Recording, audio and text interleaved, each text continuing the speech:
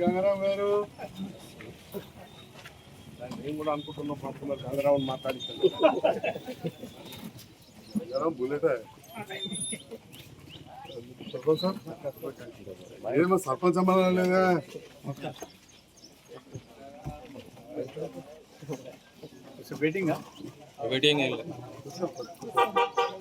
పుండరీకాక్షం అవాహ్యపంతర శుచిహం కల్శోదకేన పూజా ద్రవ్యాని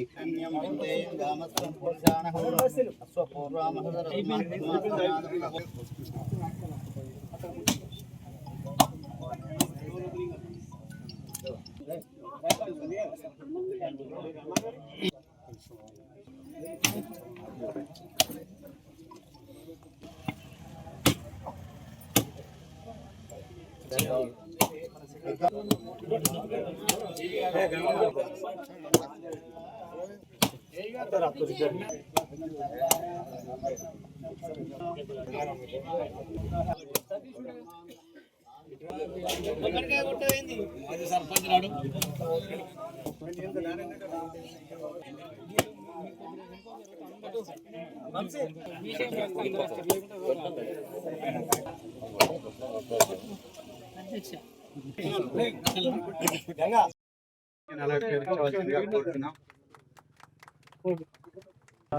రామాదేవి గారిని మన తహసీల్దార్ గారు ముఖ్యంగా గ్రామ సర్పంచ్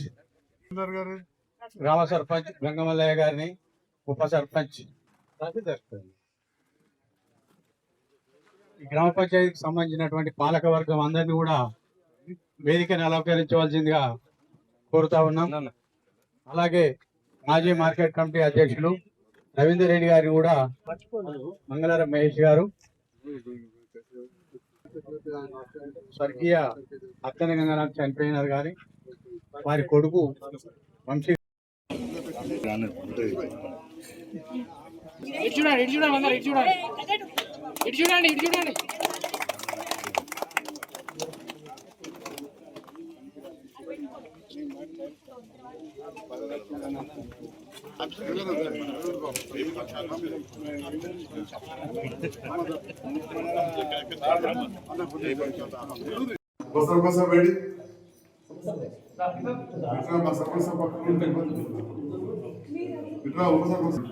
సార్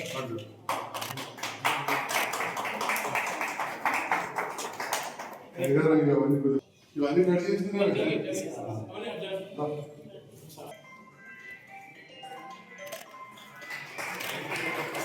వచ్చింది సార్ ఫోన్ అవ్వదు సార్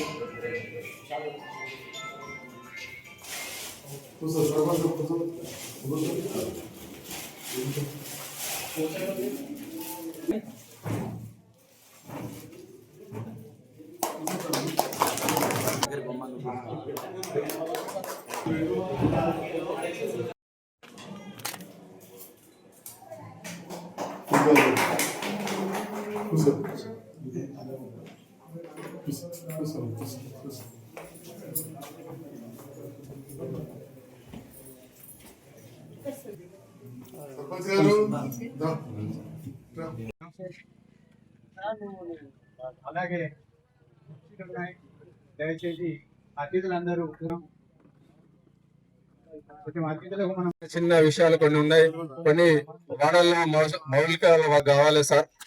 మరి ఇతర గ్రామ పెద్దలందరికీ మరి ముఖ్యంగా గ్రామ సభ అధ్యక్షులైన సర్పంచ్ ఆదరవేణి గంగమ్మలు,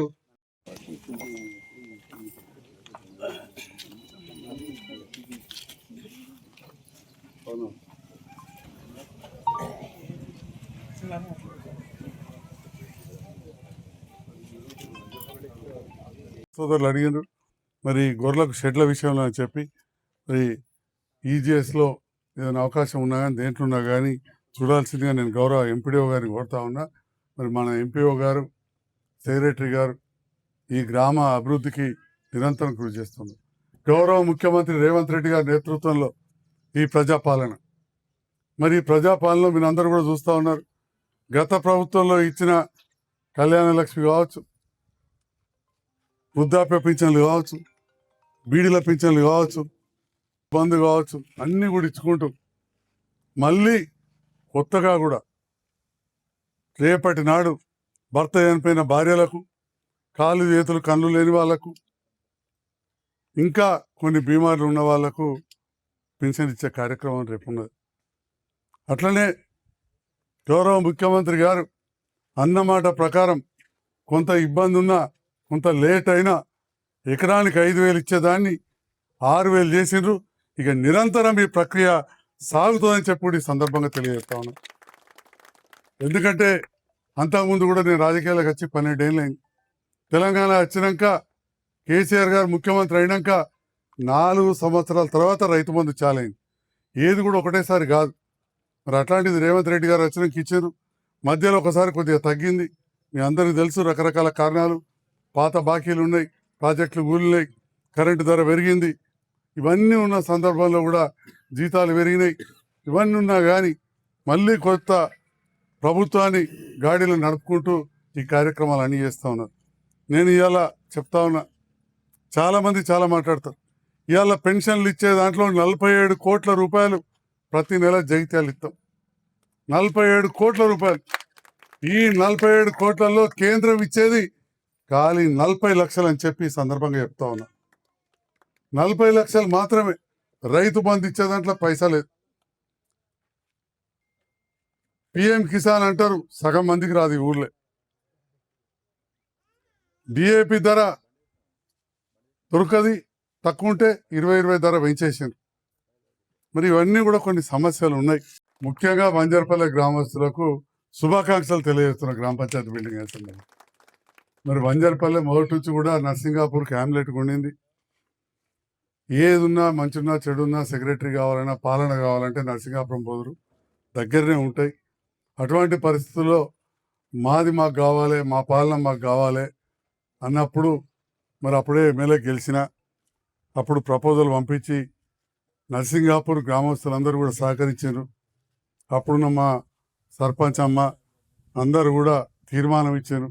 అక్కడి నుంచి తీర్మానం ఇవ్వడంతో ఈరోజు బంజర్పల్లె గ్రామం ఏర్పడ్డదని చెప్పి ఈ సందర్భంగా తెలియజేస్తున్నాను. బంజర్పల్లె గ్రామంతో నాకు ఎమ్మెల్యేగా ఎంతనో, డాక్టర్గా, అదేవిధంగా అంతర్గామ బిడ్డగా బాగా తెలుసు. ఎందుకంటే మీ కుటుంబాలకు బాగా అనుబంధం అంతర్గామ చాలా మంది వాళ్ళకు. మరి ఈరోజు ఈ కార్యక్రమం చేస్తున్న సందర్భంలో ఇంకా కొన్ని విషయాలు అడిగాను. మొన్న ఈ సర్పంచ్ గారు వచ్చే కంటే ముందు మధ్యలో కొద్దిగా గ్యాప్ ఉన్నప్పుడు మన మిత్రులు మల్లారెడ్డి గారి సహకారంతో అప్పుడు కొన్ని మంజూరు చేసి రోడ్డు మరియు ఈ డ్రైన్, మోరీ ఇదంతా కూడా కట్టినాం. ఆ తర్వాత కొత్తగా సర్పంచ్ అయ్యారు, కొన్ని పైసలు మంజూరు చేసాం. కానీ ఇప్పుడే ఏ సాబ్ చెప్తుండే అక్కడ కొద్దిగా రోడ్ వేసే కాడ చిన్న సమస్య ఉందని. సర్పంచ్ గంగమల్లయ్య గారు వేరే కాడ రోడ్డు వేద్దామని అంటున్నారు. తప్పకుండా ఆ రోడ్లకు మంజూరు చేయిస్తా అని చెప్పి ఈ సందర్భంగా తెలియజేస్తాం. ఏదైనా కానీ అన్ని ఒక్కసారి కావు. ఈ ఊరు ఎప్పుడో పుట్టిన ఊరు, ఓటని కోటి అయితేనే ఉంటాయి. మరి ముఖ్యమైన వాళ్ళలో బీట్ కోసం మరి జాగా అడుగుతున్నారు. నేను గౌరవ తహసీల్దార్ గారిని కోరుతా ఉన్నా, ఎక్కడన్నా రెవెన్యూ జాగ్రత్త ఉన్నాయి నాకు తెలుసు. మళ్ళా ఇదివరకు పట్టాలు ఇచ్చిండ్రు, కొట్లాటలు, ఇక నాకు కొద్దిగా అంత ఐడియా ఉన్నది. ఎవరిని నేను ఎక్కువ లోపతుకోలే.